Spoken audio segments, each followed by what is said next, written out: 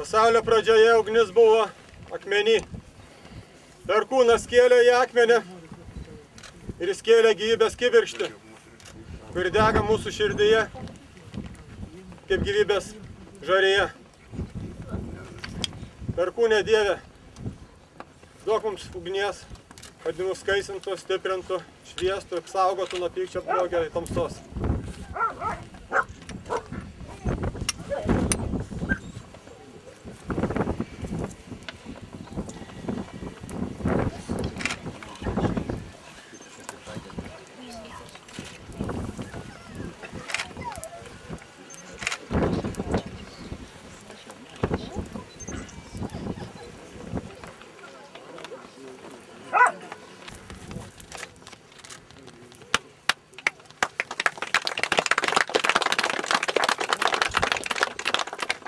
Būk paslutinta, atjauninta ugnelė.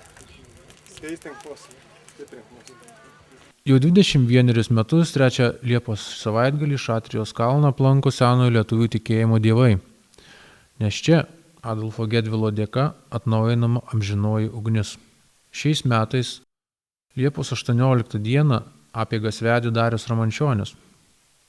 Apeigų metu buvo pagerbta deivės Gabija ir Žemyna, dievas Perkūnas, buvo giedamos giesmės, visi apeigų dalyviai buvo apsmilkyti Dariaus Ramančionio surinktais žolynais.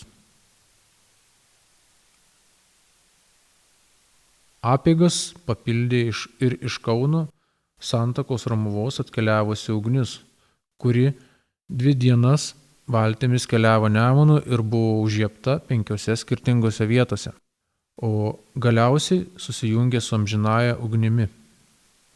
Ugnies kelionės metu sutiktų žmonių mintys ir norai atkeliavo kartu su ekspedicijos dalyviais ir buvo sudėti į amžinąją ugnį.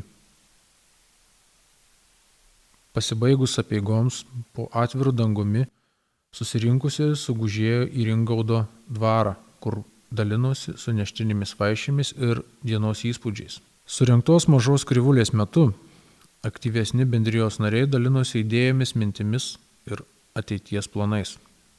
Liepos 18 dieną taip pat buvo paminėtas ir Adolfo Gedvilo 80-asis gimtadienis. Simboliškai šią dieną jam buvo įteiktas raštas ir suteiktas garbės Krivio vardas už nuopelnus senajam lietuvių tikėjimui.